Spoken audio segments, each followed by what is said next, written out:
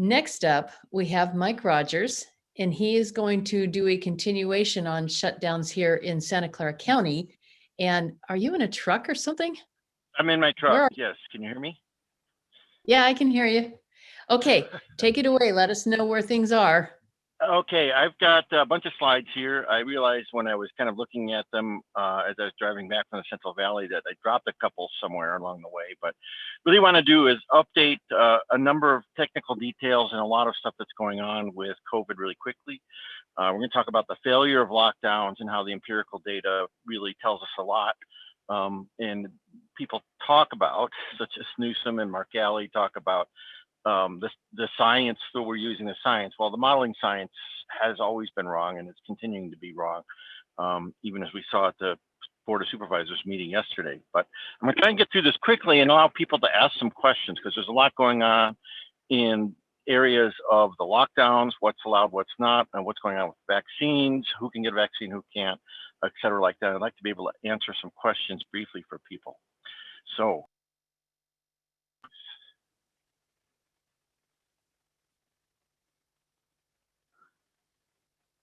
Jan, can you move the slides? Thank you. This is a slide we did, Paulette and I did back in July, but really what I want to reference here is what is the real impact of COVID? What's the real mortality rate? The infected mortality rate, as best we know, 0.25%. Maybe a little more than twice as much as a bad flu season. The only number that, other than that, that's changed on this graph is that the number has gone from 100,000 to 400,000 dead in the U.S. But you see, it's still on par with other major flu epidemics we've had even in recent decades, and not nearly as bad as the 1918 one, which lasted about 3 years. And now we have many vaccines coming online, so it's really not going to be that bad. Nonetheless, we've had the unprecedented quarantining of healthy people, which has never happened in this country before. But the other thing is the way COVID works is the strongest correlative factor is age. As you get older, your risks of having serious illness and possible mortality go up exponentially as you get past the age of 50 and 60 and 70, such that even with comorbidities, you might be 60 years old and obese and diabetic. A 70-year-old who is generally healthy actually has higher risks of serious disease and higher risks of mortality. So keep that in mind. In fact, Jay Bhattacharya, who's attached and is expert witness to Paulette's lawsuits, had an interesting suggestion the other day at the Open Up California Summit a couple of weeks back, which is what we ought to be doing with the vaccines. If we go around and vaccinate everybody that's 60 years or older, and if we had a good logistics system, we'd be able to do that by March, right? And maybe under the best scenarios of what our government doing it could happen by June, perhaps. We wouldn't have the need for any lockdowns whatsoever, because then the overall mortality rate would go way below flu, because of the fact that it really, the statistics of the people that actually get severe sickness is very small for most people and most age groups, just for us elderly. So next slide, please. So let's talk about the complete failure of lockdowns. And this is where I want to talk about the real empirical data is much different and always has been. I'll refer to, for example, TJ Rogers did a nice analysis all the way back in April of all the different pandemics locally in cities and stuff. What's the severity of lockdowns and how effective were they? The result is a scatter plot. I give the reference here. If people see this, we'll make the slides available so that people can go look it up. But more recently, just in the last couple of weeks, Dr. Jay Bhattacharya and Ioannidis and Ben David just published a very detailed paper analyzing the empirical results across many local epidemics, really saying lockdowns are not effective. When you look at the results, they're not effective at preventing, at really limiting transmissions, except in the most severe cases when it's really crazy. When you have tested positive rates well over 50%, et cetera. So I brought some analysis in here looking at the actual data from Sweden against Santa Clara County.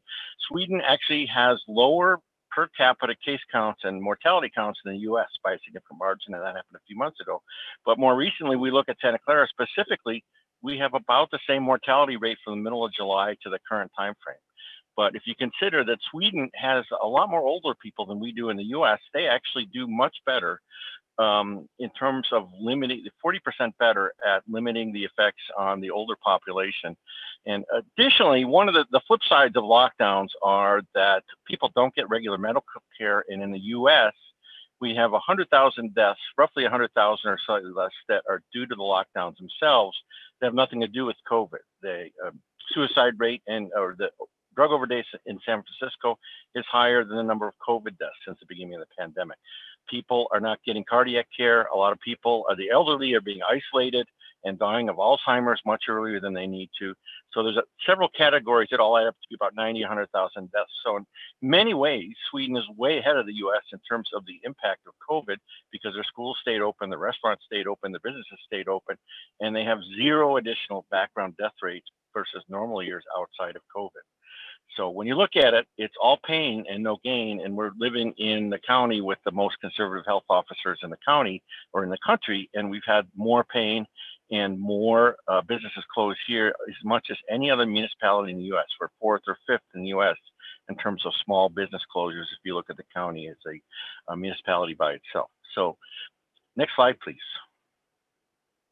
So let's talk about the testing. You know, we keep doing the same things and expect something different to happen. We keep ramping the testing, which is good to some extent. But PCR testing, we've learned through the course of the pandemic, has great shortcomings.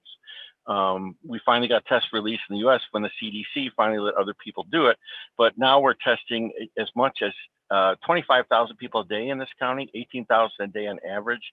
Essentially 10% of the county gets tested every single day. But we've turned up the cycle counts, which is essentially the cycle threshold, which is the how many times does the sample get amplified before they say it's positive or not, so high that we're getting a very large number. At least a third of the positive tests are people that are no longer ill, or maybe even a contaminated sample.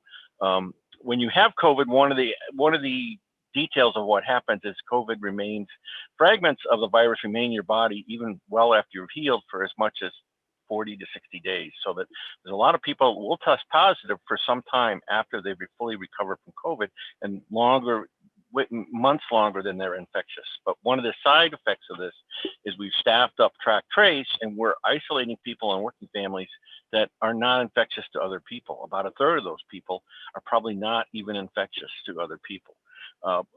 When we look at where COVID occurred in both the second and third surges, these are known areas: the agricultural communities, the prisons, the nursing homes, etc. We did nothing to intercept and reduce the community transmissions in the known hotspots, such that the third surge that we're just coming on to start to be on the downside of is exactly like the second surge. It was just bigger because it's wintertime and more people are inside. There is a fast antigen test available.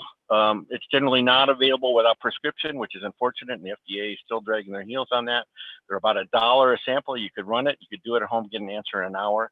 The only place they're using them in the county is in the jails, because it gives them a fast answer, and they're trying to contain outbreaks they have in some of the Santa Clara County jails. Next slide, please.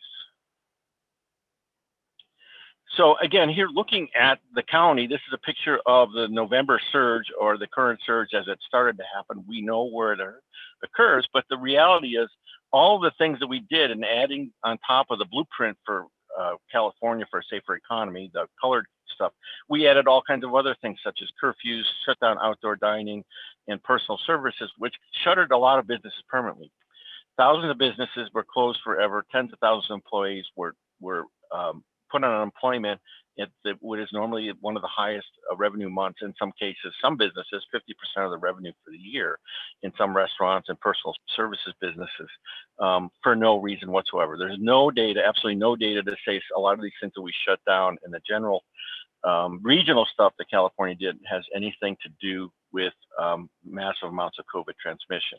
Upon questioning, Sarah Cody responded about the track trace stuff that in December, that the top 3 methods of community transmission within the county are within household, and then within a job site, and then third, common work transportation. So if you think about agricultural workers are driving to and from the fields, or to and from work, or to and from construction sites in groups and cars, so they're sharing air for a long period of time.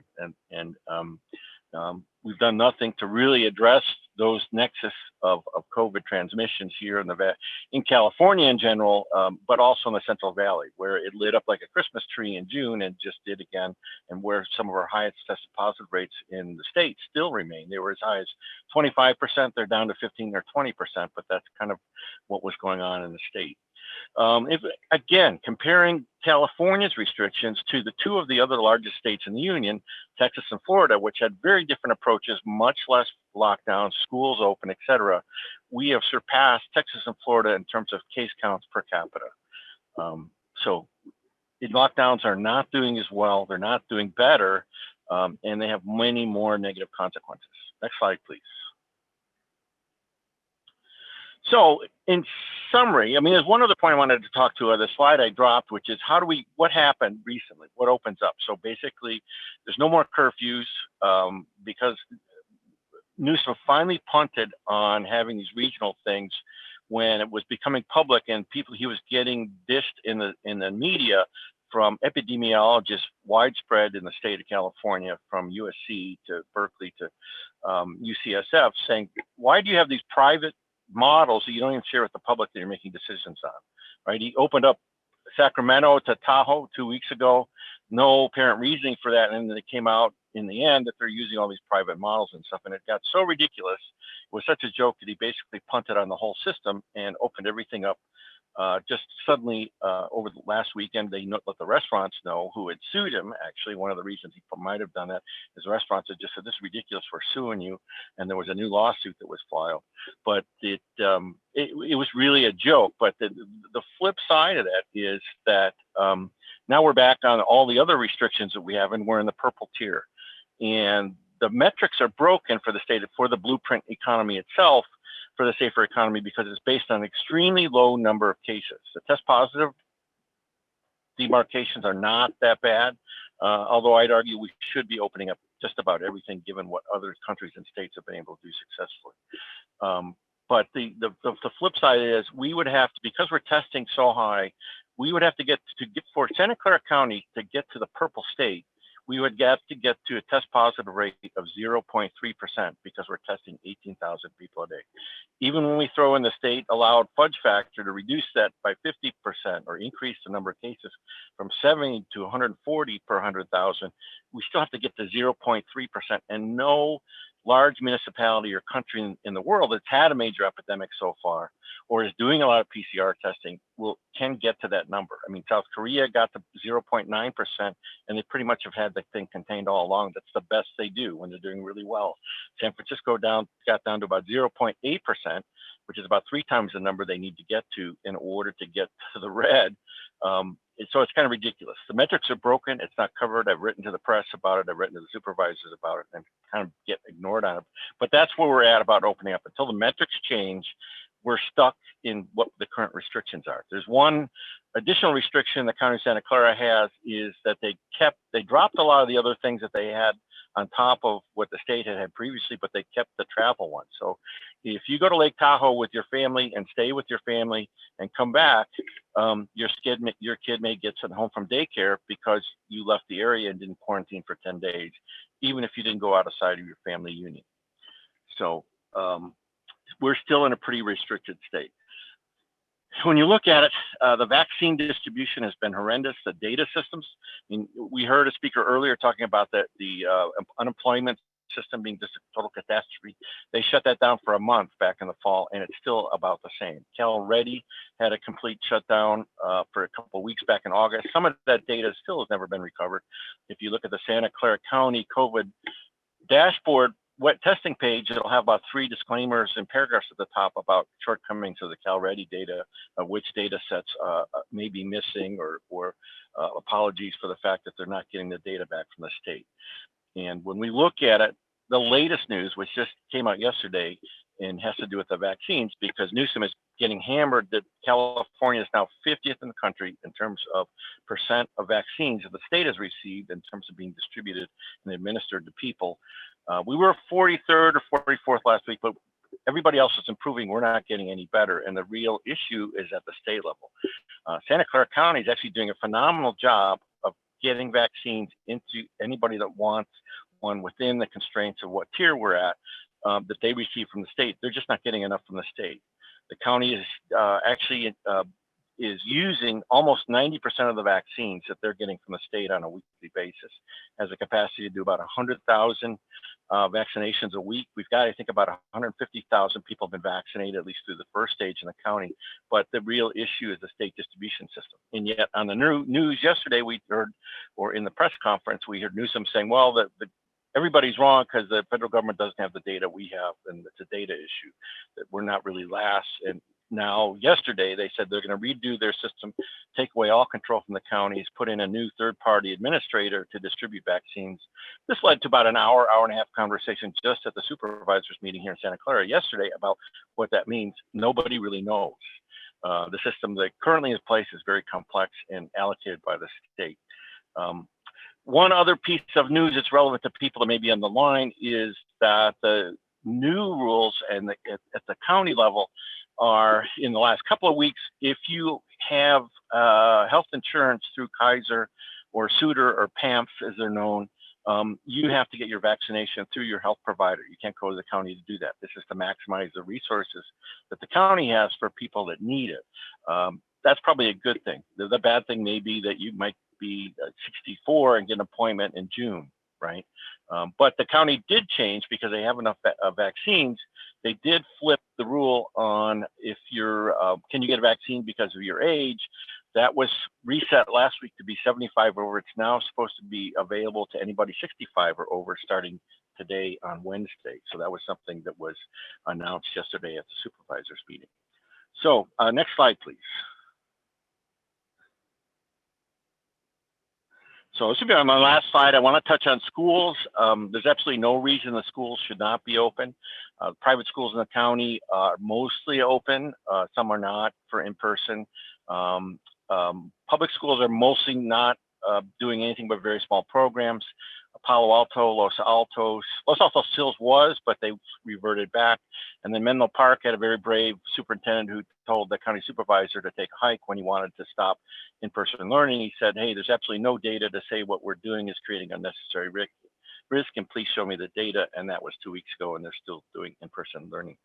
The teachers unions and the teachers in particular remain an obstruction. I have a quote from George Rutherford from a week and a half ago, who's a leading epidemiologist at UCFS, who had a union official tell me he was really concerned about starting schools even after teachers have been vaccinated, that it might not be safe enough, which is just ridiculous. The truth is, though, that pressure to the school districts can help. The school districts are setting even more strict restrictions than the county has on them. And actually, Sarah Cody has a 10-slide deck analyzing how safe schools actually are. If anybody needs a copy of that, I can get that to you. Just send me an email or contact SVARW, and we can even put a link to that deck on the website. It's not a bad idea. You know, what I've been saying for a long time is focus on the risk populations. That's what Korea did. That's what Sweden did in different ways, and they're very successful. We haven't done that here. Everything else, we already know. We know enough how to manage the safety. We can do indoor dining, which Sarah Cody just makes her not even go to sleep at night to think about it. But you can do that safely by spacing and having air handling and using air circulation and inexpensive HEPA filters. So the most important thing we can do is, there's a couple of things. One is there's a bill in the supervisors to start giving combat pay out to everybody who works in a grocery store or fast food chain that is a large publicly traded company. They'll just put more businesses out of work, create longer queues in the grocery stores where there's already large queues because they'll cut back their staffing, and it'll close some facilities, especially in the poor neighborhoods where people need access to food and groceries. But the other thing is, there's never been a better time for the Newsom recall. We're at somewhere around 1.2 million. We need to get to 1 million signatures in the next 30 days or more, and really put this through. There are more business owners, more small business owners. There's more people. They're just so frustrated, it's just become how apparently ridiculous that even the Democratic legislators are calling out Newsom on his activities just over the last 7 days. And this is a perfect opportunity to not only push for recall Newsom getting engaged with your local in your local precincts, your local districts. We call them Newsom, but it's also a good time to have the discussions of which party is it that's really got your back here, whether you're a homeowner, whether you're a small business owner, et cetera. This is a great time to start those conversations. The Newsom signature drive is a great way to start those conversations because it's so obvious that the state is really being mismanaged at so many levels. With that said, the last slide is just my contact information, and I'll open for questions as long as Wendy allows. As usual, thanks, Mike. As usual, you are a wealth of information. And if you're willing to stick around, we do have some really good questions here. Okay, shoot. First off, Marilyn Galley says something about mRNA is permanently damaged by the vaccine. True or not? Do you know anything about that? I don't know the answer to that. There's a lot of misinformation floating around vaccines. The vaccines actually use messenger RNA to replicate small pieces of the virus. It doesn't do anything to your DNA, and once the vaccine uses those pieces of messenger RNA, they're disposed of like any other messenger RNA. So messenger RNA is something used by a cell to help build proteins. So what they're doing is creating snippets of proteins that create immune reaction, and that's how they work. Actually, they're actually very and there's a lot of work going on. There's a booster out. Just some more information on vaccines is we've increased the contract size, but we don't know how much we'll really be able to deliver in what time frame. So the contracts have been recently increased by the Biden administration on top of the Trump administration increases. The one that's being used in the UK, the UK and Israel are the two of the biggest countries that have done more vaccines than the US. We're actually doing very good on getting people vaccinated, right behind those two countries. The one from Oxford is being held up by the FDA here for ridiculous reasons. So we don't know when that'll happen. They have to finish another stage 3. But the Johnson & Johnson one's a very interesting one. It's a single shot. They don't have the refrigeration. You don't need a second dose. The problem on that one is Johnson & Johnson hasn't done a good job of lining up the production. But something new that's happening that started in the last couple of weeks of the Trump administration is signing contracts from other manufacturers to manufacture different drug companies' vaccines, which is very interesting capitalistic market force that actually has increased the availability of the first 2 vaccines by a significant amount in coming months. So that may help Johnson & Johnson in the short term. Johnson & Johnson will likely get approved in the next 1 or 2 weeks, but what's questionable is how much volume we'll be able to produce, how fast. Maybe a month to 6 weeks from now, we'll see a lot of volume. Interesting. I had no idea that there were other vaccines on the horizon. That's good. Okay. Repeat. B Gun wants to know, did you really say that healthy 75-year-olds are at greater risk than for the illness than an obese 60-year-old? That's true. Weird. That's generally true. I'm quoting something Jay Bhattacharya said at the Open California conference 2 weeks ago. He did say something like that. And when I started looking at the numbers by age are really stronger than anything else. Yeah. Right. Yeah, sad. Okay, Ann Stenheim wants to know, is it true that insurance companies don't want doctors to prescribe life-saving medicines? And what's going on with hydroxychloroquine? On the first question, what's really holding up, so that's really, I was talking about the fast antigen test, which is, you can get a doctor to prescribe it, and there generally are some availability. I was checking to see if CVS has it available locally. I know they do nationally, and some areas are using it a lot. Florida, for example, Florida's doing all kinds of exciting stuff. Even Arizona was doing exciting stuff. They did serology tests, analyses and stuff the only one that was done here was one on the cheap by Jay and Dr. Ioannidis back in April, and they're still assassinating the press for that one, but it gave us that figure of 0.25% as infected mortality rate, which the CDC came out with 3 months later and has since put down and taken up. And then I forgot the second part of that question. There's a question of hydroxychloroquine. The empirical analysis, when you go to doctors' websites where they share information about treating COVID, the doctors that use it say it works really well if you give it to people early in the infection cycle. And that's an important thing to identify, is people early in the infection cycle. 2 things we could be doing now. One thing I didn't mention about PCR testing is the cycle count of a positive test is very critical quantitative information. Anybody that has a low cycle count means they're early in the infection rate and they're very infectious and likely a super spreader. So we're not doing anything with that information. It's created every time you do a test and we just throw it away. The fast antigen test gives you the same answer. How infectious is somebody? So those are two very powerful things. The nice thing about the fast antigen test is they literally are about $1. So when you buy them from CVS, it might be $5 or $10 a piece, and you can do it and get the answer in an hour rather than waiting, a few days from a lab or something to get an answer back. Mm-hmm.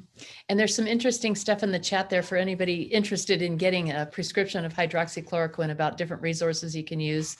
Yeah, that's interesting. I'll leave that to the reader there. There's interesting stuff going on there. They're talking about a $65 consultation. Insurance will pay for it sometimes, but not zinc. And what else here? Minor children should not get vaccinated without parental consent. What's going on with that? So here's something going on with the current vaccinations. The two we have in the U.S. are not usable yet on below a certain age. I think I can't remember if it's 12 or 15 because they haven't done enough of the test. They didn't do the trials with enough children involved. So it's not recommended to give vaccinations to children currently. For the current vaccinations, you're not allowed to do that in the U.S. is my latest understanding. At some point in time, that may change. The good news for children is part of the reason we understand one of the physical mechanisms, not just the correlation data of why children get it so seldom, even though there's some very severe complications they can get occasionally, but they get it at rates orders of magnitude lower is where the virus attaches, the coronavirus itself attaches to a molecule called an ACE2 receptor. And most children do not develop those receptors. It's a latent gene that manifests that protein on the epithelial cells of your esophagus, of your stomach, your blood vessels, and your lungs are where these receptors are. Those aren't even manifested in many children until middle school age, which means that's why the data is so clean on schools, for example, especially the lower grades. And that's why when you look at a lot of the school plans, they're doing K through 6 is different than like 7 or 8, 9 through 12, because there are different risks involved. But the good news for kids that don't have availability to vaccines right now is they're many times, 100,000 or more times less likely to have a severe infection or any severe complications. Possibly even they get the disease at lower rates. They transmit the disease at lower rates for those reasons, which is why teachers are relatively safe, especially in the lower grades, because the children aren't going to, there's hardly any cases known anywhere of children passing it to teachers, for example. Sounds to me that the children are not safe from the teachers' unions. There is the problem. We're all not safe from the teachers' union. Very true. Okay, what are your thoughts on the COVID antibody therapy infusion? Those are great things. All of the antibody things are great. My wife and I think we had COVID in January of last year, but I've been antibody tested twice. I donate blood. So now here's an interesting fact. If you donate blood, you get it in Santa Clara County, you get an antibody test and a PCR test because they don't want to give COVID to anybody, but they're also looking for people to donate antibodies for different types of antibody theories. So there are other therapies where they are actually synthesizing the antibodies. President Trump recovered relatively quickly because of probably because of one of those therapies. They're very effective. And originally people were collecting antibodies they were using for a lot of studies, but now if you donate antibodies as plasma, they're probably being used on COVID patients and saving lives. One donation of antibodies can be used to treat 10 or 20 patients. Interesting. How long do the antibodies last? Marilyn wants to know. That's an open question. And especially with new variants that are very common. There's the UK variant, which is apparently much more contagious. There's the variant that was the Kaiser, the costume at Kaiser that infected a bunch of people was and a lot of the recent surge is a common variant. Is Dr. George Chu, who does a lot of this at UCSF, does a lot of the studies of the genetics of the different traces all over, especially in the Bay Area, but he also looks at the ones across the world. That we have a dominant trace here of one particular thing. We don't know if it's more contagious or not. We don't know if they're more severe. So those things can affect that. And so it's going to remain to be seen how many people, there are very few cases where people had COVID more than once. It does happen. It does happen, and it's probably there's probably a number of factors. One is they didn't have a severe case to begin with to generate enough of different types of antibodies. There's a third type of immunity which is very powerful, which is called T-cell immunity. So there's some theorists that think that's why East Asia is doing better in the areas outside of China, because they have higher T-cell immunity. There's a lot of hypotheses or some data sets, but in general, there's not scientific consensus at this point in time to answer a lot of those questions. And I think it's going to remain to be seen. Now that we're vaccinating in the millions of people around the world, it'll take millions of people to be vaccinated, and then some number of months and even a small number of years to know answers to some of those questions. Very cool. You're like a one-stop shop here on everything COVID. Okay, Doug Case gets the last question. What is the brand name of the fast antigen test? I saw that. I was looking around. I don't know the brand name. I know that CVS was distributing it in their national networks. I was looking around to see if it was available here. I was curious about it. So I don't know the answer to that question. But if you start looking up fast antigen tests, there's a lot of traffic now in the search engines. And like a previous speaker says, use DuckDuckGo. It's better for your search engine. Very true. Okay, and he slipped one last question in here. Masks, do they work or do they not? There's a lot of debate on that. I believe in them because there's a lot of correlation. Obviously aerosols and droplets are different. There's things we know and there's things we don't know. At this point, they're not that painful enough that I won't use. I use them inside. I don't use them outside unless I'm really in a dense crowd.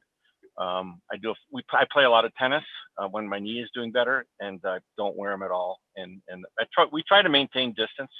That helps. Wearing masks indoors, it's a reasonable precaution to take.